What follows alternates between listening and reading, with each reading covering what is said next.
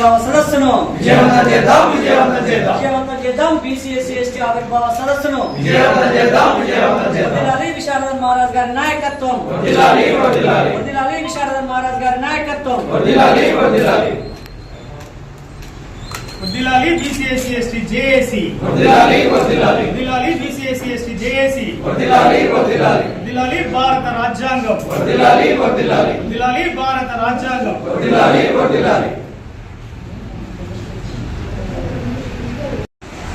నేటి press meet లో పాల్గొంటున్నటువంటి JAC నాయకులకు, electronic and print media journalist మిత్రులకి నమస్కారం.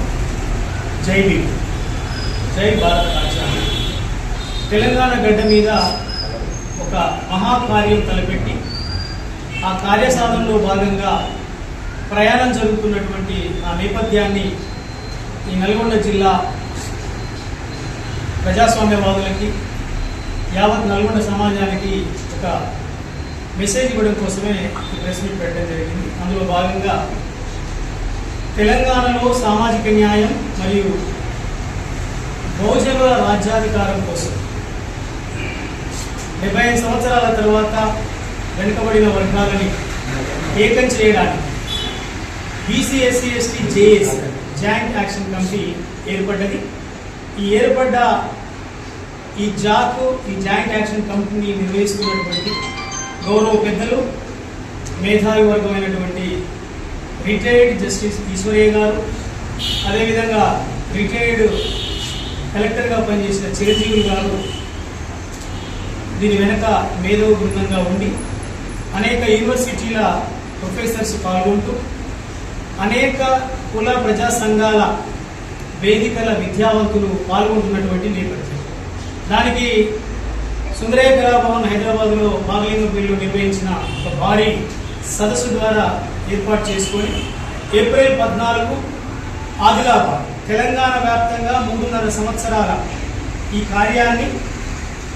కార్యరూపంలో భాగంగా 1,00,000 కిలోమీటర్ల యాత్ర డాక్టర్ గౌరవ విశారదన్ మహారాజ్ గారు చేపట్టడం జరిగింది.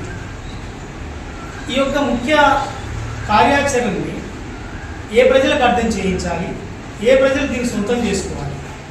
ఇక్కడ తెలంగాణలో 2-3 రకాల పద్ధతులు, ప్రయోగాలు జరుగుతూ ఉన్నాయి.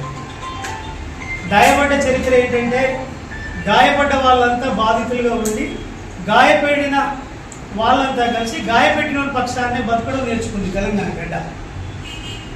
ఎవరైతే గాయపరిచారో ఆ గాయపరిచిన వాళ్ళే నాయకులు అవుతారు. గాయపడ్డ జాతులు ఒక రకంగా చెప్పాలంటే బాధ పెట్టిన వాడే బాధిత వర్గాలకు నాయకుడు అయ్యే పరిస్థితి, ఒక వికృత పరిస్థితులు ఈ తెలంగాణ గడ్డ మీద రాజకీయంగా, సామాజికంగా, ఆర్థికంగా ఈ వ్యవస్థలంతా ధ్వంసం చేస్తున్నటువంటి పరిస్థితిని ఒక రాజ్యాంగబద్ధంగా సమాజం బాగుండాలి, మానవులు మంచిగా సంతోషంగా బతకాలి, ఆదరణ దక్కాలి, భారత రాజ్యాంగం బోధించినట్టుగా, సూచించినట్టుగా పరిపాలన ఉండాలి, స్టేట్ గవర్నమెంట్స్ అట్లా ఉండాలి అని చెప్తున్న దాంట్లో నుంచి తెలంగాణ గడ్డ మీద జరిగిన తెలంగాణ ఉద్యమ పోరాటమే ఆ తప్పుదారి పట్టింది. తప్పు అది వాడబడ్డది బహుజనవాదులు, బహుజన ప్రజలు.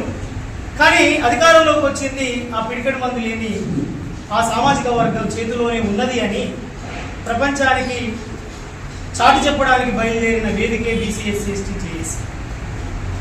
ఉమ్మడి రాష్ట్రంగా ఉన్నప్పుడు ఆంధ్రప్రదేశ్లో ఆంధ్ర వాళ్ళ పెత్తనంతో మనం బలైపోయినాం, ఆంధ్ర వాళ్ళ అధికార మదంతో బలైపోయినామని తెలంగాణ వాదం పేరుతో రెచ్చగొట్టినప్పుడు తెలంగాణ రాష్ట్రం ఫార్మేషన్ చేసుకున్న తర్వాత పరిపాలించబడ్డ 9 సంవత్సరాల పరిపాలనలో ఏం జరిగింది అనేది తెలిసి ఈయన ప్రభుత్వం కూడా దిగిపోవాలి, ఈ కేసీఆర్ నాయకత్వం మనకు అవసరం లేదని చెప్పి మళ్ళీ పోరాటం వచ్చిన నేపథ్యం. అంటే మళ్ళీ ఈ పోరాటంలో కూడా మళ్ళీ ఎవరిని పైన మనం కుర్చీలో కూర్చోబెట్టుకున్నామంటే ఆ కొద్దిమంది ఉన్న వర్గం నాయకత్వాన్ని కూర్చోబెట్టు. మరి తెగించి కొట్లాడి తెచ్చుకున్న తెలంగాణలో సబ్బండ వర్గాల 90% ప్రజలకు ఏం ఒరిగింది? నీళ్లు, నిధులు, నియామకాలు అనే పేరుతోటి ఆ రోజు పెద్ద ఎత్తున ఉద్యమాన్ని రగిలించి మండించి ప్రజలందరినీ రోడ్డు మీదకి వచ్చేలాగా చేసిన సందర్భం మనందరం చూసినాం. అందులో అనేక మంది బలైపోయినాం. లెక్కల ప్రకారం 1200 పైచిలకు మరణించడం జరిగింది. ఈ మరణాలు ఏ జాతుల నుంచి ఏ వర్గాల నుంచి జరిగినాయి. మరి అందులో ఈ వర్గాలకు నీళ్లు నిధులు నియామకాలు అనే పేరుతోటి సాగిన ఉద్యమంలో ఎవరికన్నా ఇంతవరకు ఈ వెనకబడ్డ వర్గాలకు న్యాయం జరిగిందా అంటే అలా నీళ్ళు రావడానికి భూములే లేవు. ఉదాహరణ ఇంకా ఎంత సిగ్గుచేటంటే అసైన్ లేని భూములు కూడా పట్టాలకు నేర్చుకోలేని పరిస్థితి కనబడుతున్నది. ఆ భూములను లాక్కోని కూడా వాళ్ళు రియల్ ఎస్టేట్ సొమ్ము చేసుకున్న పరిస్థితి కనబడుతుంది.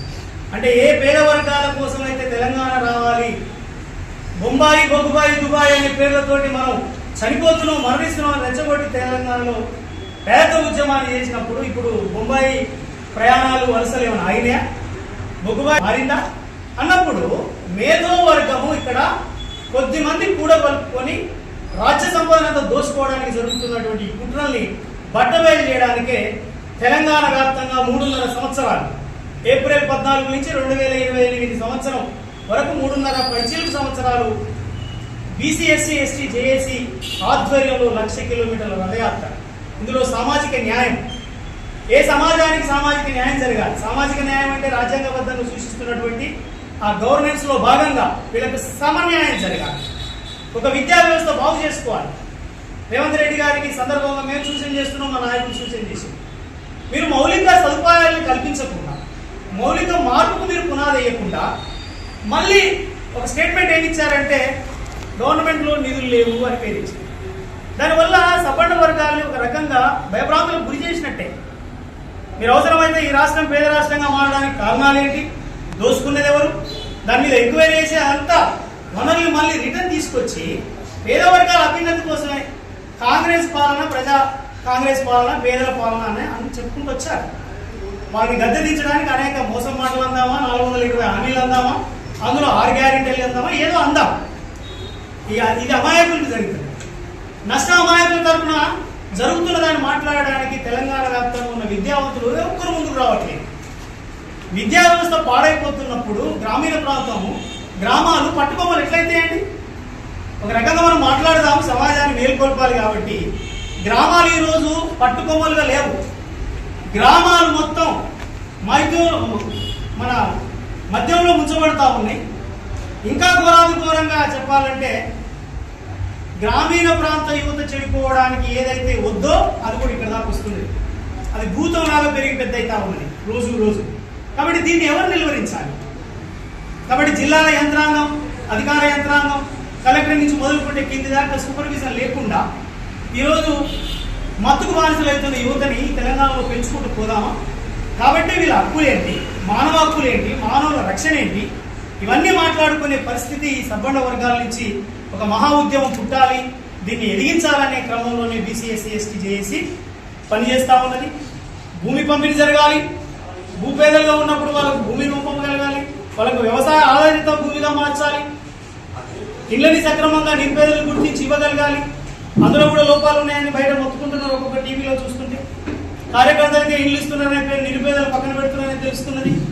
కాబట్టి భూమి, ఇల్లు, ఉపాధి, వైద్యము, ఆరోగ్య పద్ధతుల మీద పటిష్టమైన ప్రణాళిక తీసుకుపోతలేదు. కాబట్టే ఈ జేఏసీ రాష్ట్ర కన్వీనరు విశారదన్ గారు ఆదిలాబాదు మరియు నిర్మల్ జిల్లాలో నడుస్తున్నది. ఇప్పటికి 100 రోజులు పూర్తి చేసుకున్నది. ప్రతి గవర్నమెంట్ ఆఫీసుకి పోయి పరిస్థితుల్ని నేరుగా గ్రౌండ్లోకి వెళ్ళి తిరిగి చూస్తున్నప్పుడు అసలు వీళ్ళు ప్రజలేనా? ఈ తెలంగాణలో ఈ వెనకబడ్డ కులాలను ప్రజల కింద ట్రీట్ చేస్తుందా ఈ గవర్నమెంట్? ఎవరన్నా ఉదయం ఉన్న నాయకత్వము ప్రజాప్రతినిధులుగా ఉంటే దుర్భరమైన జీవితం అనుభవిస్తా ఉన్నారు ఆ పేద విద్యార్థులు అయితే, ఆ పేద ప్రజలు అయితే. ఆదిలాబాద్ నుంచి ట్రావెల్ అవుతున్న జర్నీని ఒకవేళ మనసు పెట్టి చూస్తే ఇమీడియట్లీ మార్పు తీసుకురావాల్సిన పరిస్థితి ఉంది తెలంగాణ గడ్డలో. ఎందుకంటే మనందరం ఇండియన్ సిటిజన్షిప్ ఉన్నవాళ్ళు, కులాలు మతాలు అనేక ఉంటాయి. ఉన్నప్పటికీ గౌరవించుకొని అందరు అభివృద్ధిని తీసుకురావాలని పాలకులుగా ఉన్నంత కాలం ఈ పాలకులకు సరైన సమాధానం చెప్పడానికి పుట్టింది బీసీ ఎస్సీ ఎస్టీ జేఏసీ అనే సందర్భంగా తెలియజేస్తాము. అందులో భాగంగానే యాత్రలో పాల్గొంటున్న 5 రోజులు శని ఆదివారాలు ప్రతి జిల్లాలో ఆవిర్భావ సదస్సులు పెట్టడం జరుగుతుంది. ఇప్పటికే 5-6 జిల్లాల సదస్సులు కంప్లీట్ అయినాయి. ఈ బీసీ ఎస్సీ ఎస్టీ వర్గాలలో ఉన్నటువంటి మేధావుల్ని, ప్రజాస్వామ్యవాదుల్ని, అందులో ఉన్న భారత రాజ్యాంగ ప్రేమికుల్ని, ఆ తర్వాత కుల సంఘాల నాయకుల్ని, ప్రజా వేదికల సంఘాల నాయకుల్ని, ప్రొఫెసర్లని, లాయర్లని, డాక్టర్లని అందరినీ మార్పు జరగాలి, మార్పు తెచ్చుకుందాం, ఈ సమాజం బాగుండాలి అంటే దానికోసం యుద్ధం కూడా చేద్దామన్న ఆ ఆలోచన పనులందరినీ కూడగట్టడానికి సదస్సులు ఏర్పాటు చేస్తా ఉన్నాం. అందులో భాగంగా ఈ నెల 27వ తారీఖు ఎల్లుండి ఆదివారము పిఆర్టీయూ భవన్లో ఉదయం 11:30కు ఇది ప్రారంభం అవుతా ఉంది. పిఆర్టీయూ భవన్ నల్గొండలో. దీనికి ముఖ్య అతిథిగా విశారదన్ గారు వస్తున్నారు. గౌరవ అతిథులుగా జస్టిస్ రిటైర్డ్ ఈశ్వరయ్య గారు వస్తున్నారు. ముఖ్య వక్తగా రిటైర్డ్ ఐఏఎస్ చిరంజీవులు గారు కూడా హాజరవుతా ఉన్నారు. వివిధ రకాల యూనివర్సిటీలు పాలమూరు అండ్ కాకతీయ, ఉస్మానియా నుంచి రామేశ్వర్ గారు, కుమారస్వామి గారు చాలా మంది వస్తూ ఉన్నారు. ఆ రోజు సదస్సులో ఈ యొక్క బీసీఎస్సీ ఎస్టీ జేఏసీ యొక్క లక్ష్యం ఏంటి, దీని ప్రయాణం ఏంటి, దీని భవిష్యత్ కార్యాచరణ ఏంటి అనేది ఆ నాయకత్వంగా ఆ రోజు పూర్తి స్థాయిలో తెలియజేయడం జరుగుతుంది. ఈ తెలంగాణలో ఉన్నటువంటి సమస్యలని జయించడానికి, ఈ సమస్యల్ని పుట్టించిన వారిని నిలువరించి వాళ్ళని నేలకు కొట్టి నిజమైన స్వతంత్రాన్ని తీసుకురావడానికి పేద ప్రజల తరఫున ప్రయాణం జరుగుతున్న జేఏసీ ఆహ్వానిస్తుంది. నల్గొండ జిల్లా వ్యాప్తంగా ఉన్నటువంటి మేధావులు, విద్యావంతులు, విద్యార్థులు, మహిళలు మార్పు తీసుకొచ్చుకోవాలని ఆలోచించే ప్రతి మనిషిని మేము ఆహ్వానిస్తా ఉన్నాం. ఇప్పటికే దాదాపు 70 సంఘాల నాయకుల్ని కలిసి ఉన్నాం. వాళ్ళందరూ స్వాగతించారు. ఎస్, ఒక న్యాయపరమైనటువంటి పోరాటం జరగాల్సిందే. అన్న దిగిపోతే తమ్ముడు ఎక్కినట్టుగా, తమ్ముడు దిగిపోతే అన్న ఎక్కినట్టుగా 1952 నుంచి ఇప్పటికి పరిపాలిస్తున్నటువంటి తెలంగాణని, ఉమ్మడి రాష్ట్రం ఉన్నప్పుడు తెలంగాణ రాష్ట్రమైన ఒక ఇద్దరు 2 వర్గాలే పరిపాలించడం ఇది ప్రజాస్వామ్యానికి మంచిది కాదు, ఇది క్షేమం కాదు. వాళ్ళు ఎట్లాగో మారరు. వేల లక్షల కోట్లకు ఎదుగుతూ ప్రపంచ దేశాల్లో ప్రపంచ స్థాయి ప్రమాణాలతో ఆ వర్గం వాళ్ళు బతుకుతూ ఇక్కడ మత్తుకు బానిసై నిరంతరం రోడ్ల మీద శవాలుగా మారిపోతూ పని లేకుండా పనికి మాలిన వాళ్ళుగా కనబడుతున్నా కానీ మానవీయ కోణం మరణిస్తూ ఉంది రోజు. ఈ మానవ మనుగడ కొనసాగాలి అంటే ఈ మనుషుల మధ్య వ్యత్యాసాలని, తారతమ్యాలని తీసేసి ఒక సంపూర్ణమైన గవర్నెన్స్గా మారాలి తెలంగాణ ప్రభుత్వం. దానికోసం రేవంత్ రెడ్డి గారు కూడా 1000 రెట్ల కిందికి దిగొచ్చి లేని డబ్బుల్ని ఎట్లా పుట్టించాలో పుట్టించి ఈ పేదల కష్టాలు తీర్చాలని సందర్భంగా తెలియజేస్తాము.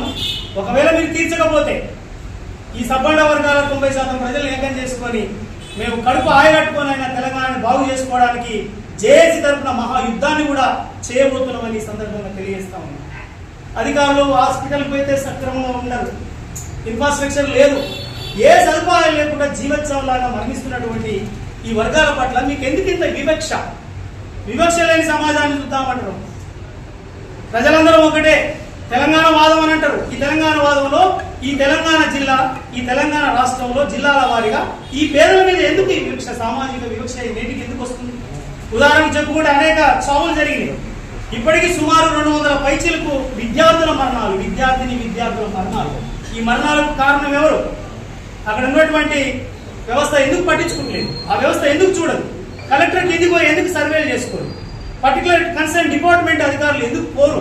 ముందస్తుగానే ఒక భవనం కూలిన తర్వాతనే మేల్కోవాల్సిన దుర్మార్గమైన పరిస్థితి ఎందుకు వస్తుంది అంటే అక్కడ పేదలు ఉంటారు కాబట్టి. ఈ నల్గొండ జిల్లాలో మంత్రులని మేము ఒక మాట అడుగుతాము.